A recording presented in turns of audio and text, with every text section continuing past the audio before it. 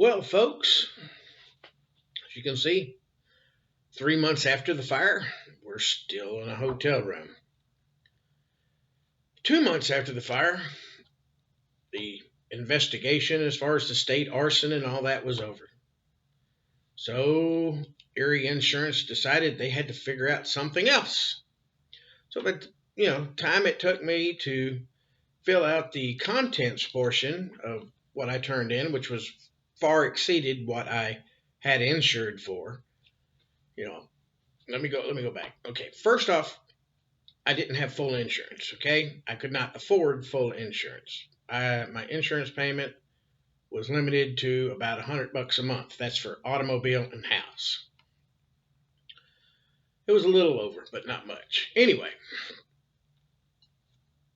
the house burned down.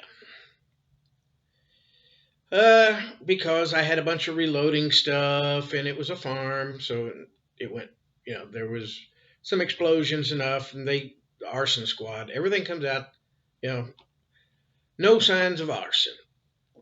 So the insurance company decides they need to find something else reason to deny me. So I turn in the what do you call it, contents part, and well, their question is, how does somebody on disability afford that much stuff? I haven't always been on disability, and it takes like over 40 years worth of stuff there. So then they go to my brother that hasn't even lived there this century. Back before 2000 is when he last lived on the farm. They asked him if I had that stuff in there. Of course, let me tell you a little something about my brother. Brian, you can look in my past videos on YouTube and see the last time he was at the house. When he was walking through the house, stepping over all the stuff in the house, he said he didn't see any of that stuff. Yeah, right. I got a video of him lying right there. So that shouldn't be an issue. So anyway, actually, I got 800 videos on YouTube that all of you can see in the background. I didn't necessarily videotape any of my stuff, but you can see in the background all the junk. Now, when I did contents, this is what the insurance people that helped me fill out the contents thing told me. If you turn your house upside down and shuck it, everything that falls out was contents. So it took me over a month to figure this out. I was like, okay. And, the people that were helping me fill it out said, oh, don't forget all the, the toothpaste and stuff. And being that I was a prepper, I had a couple of boxes of toothpaste, and I had, a couple of boxes of toothbrushes and a couple of cases of toilet paper, not to mention the cases of toilet paper that are still in the shed. So, I had all this stuff, and I could understand, these insurance people have never seen anybody prepare for stuff. So in the shed, there was extra clothes, not my best clothes. My best clothes burn up, but, there was extra clothes, extra toilet paper, paper towels, paper plates. There was a fold-up bed in there, a wood stove that I wasn't using, never been used. I think I did a video on the wood stove. It's one of those Wolfgang wood stove. Anyway, that was all in the shed, so the shed's full of junk. And they're like, oh man, you were planning for this. Well, anyway, that all got thrown out because, look, I've got 800 videos.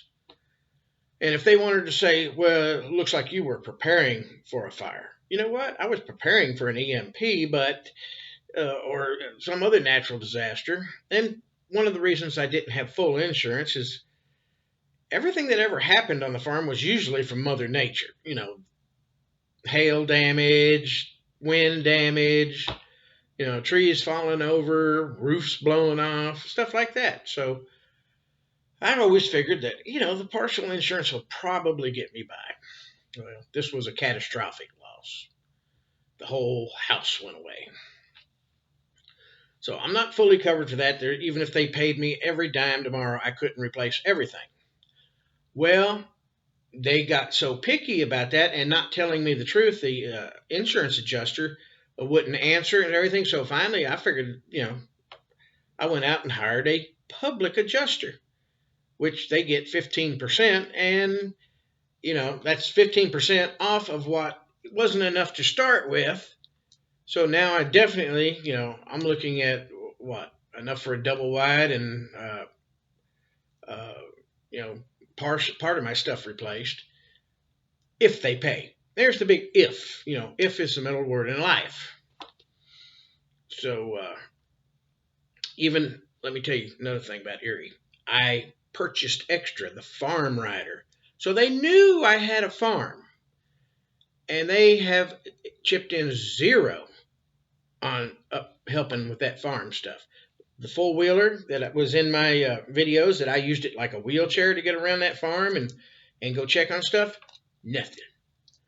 If I had any cattle on the farm, they'd all be dead before the insurance would do anything. So, here they are. Basically, they're trying every little thing in the world not to pay up.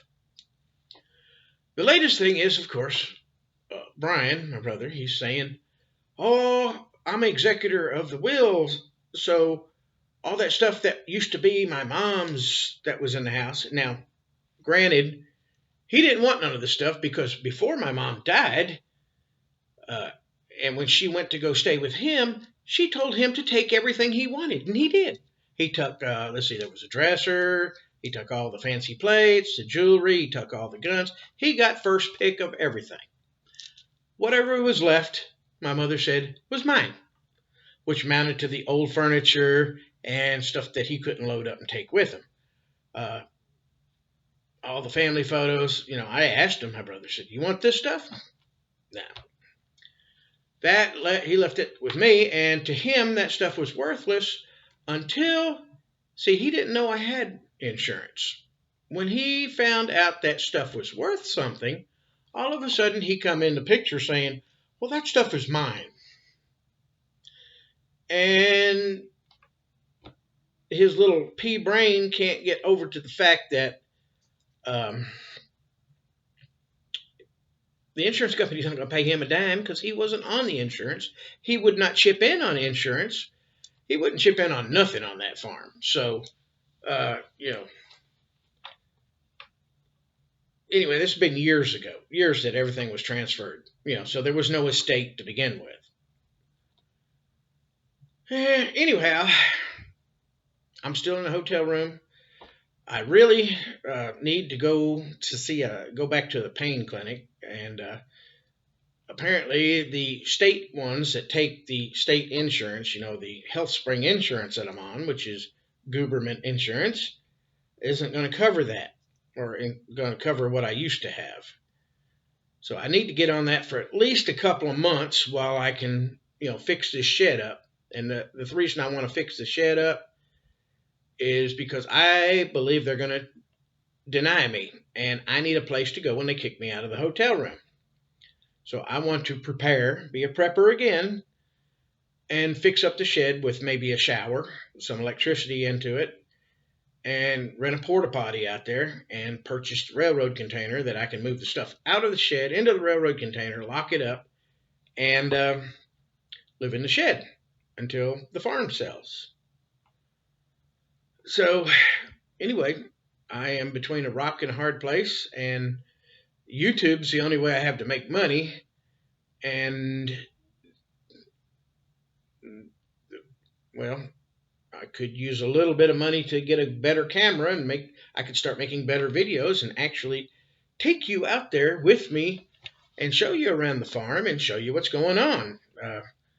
That would be a minor expense, really. I can get a decent little camera at Walmart for a couple $100.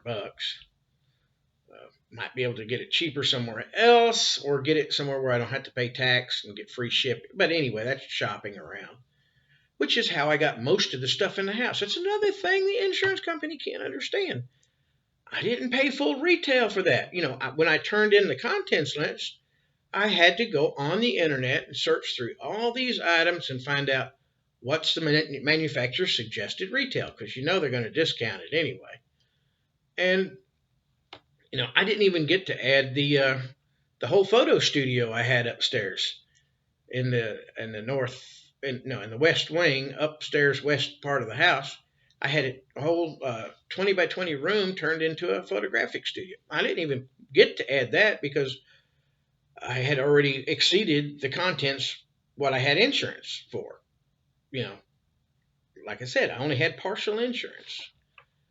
So they're trying to nickel and dime me to get, they're trying everything in the world. Now I have to go to a thing called an EUO, examination under oath, which is basically a deposition where I have to swear that everything in the house was mine and that my brother's full of crap. He's being greedy, trying to, he tried to sue me for the what do you call it, the structure, which was kicked out of court because he didn't buy no insurance. Here I am on disability, and he wouldn't even chip in on insurance, so therefore he didn't pay any. His name's not on the policy, but he tried to sue me for the insurance.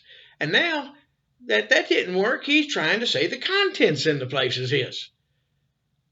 They have a name for that. Basically, what this is, if I may quote the famous Donald Trump, is bullshit. This is bullshit. And now I have to do a GoFundMe to help me get through with this. Now, on the YouTube channel, I'm going to put a PayPal link down below this video. On the other thing, I'm going to do the GoFundMe. I've marked it as $25,000. Hopefully this will be over with, and it won't be nowhere near that. But it will be enough for me to at least get a camera and, document some of this stuff going on. I do need to get a small camera, one of those ones you wear, because I don't want to have anything to do with anybody that's not video recorded. And I recommend anybody dealing with any investigators or anything, or family members or anything, video record it, because dishonest people do not want to be video recorded. And you can see that from the video I did of my brother the last time he was in the house. I pulled out that video camera, and he never showed up again. So, yes, everybody should have a video camera and tape all your interactions with people. Because if they're going to be dishonest, the first thing they do is not want you to videotape them. They say, I don't want to be on videotape. I don't want to be on videotape. Why? Unless you're fixing to do something that you don't want to be seen. That's why I never have a problem with being on video, because I may do things that you don't agree with, but I can't lie about it because there it is for the world to see. Anyhow, donation links below. I'm hoping to get enough to, I've got some expenses that need to be done. I would like to say, fix up the shed where I could move into it if they throw me out of this hotel. Oh, yeah, that's like I said, my insurance that I did have is being dwindled away because I have an attorney that's going to want money. I have the public adjuster wanting money, and cleaning up that mess out there is going to cost money. So, like I said, if I'll be lucky to come out of this with a double wide and some of my stuff replaced. But then again, right now I haven't got nothing. So, links below.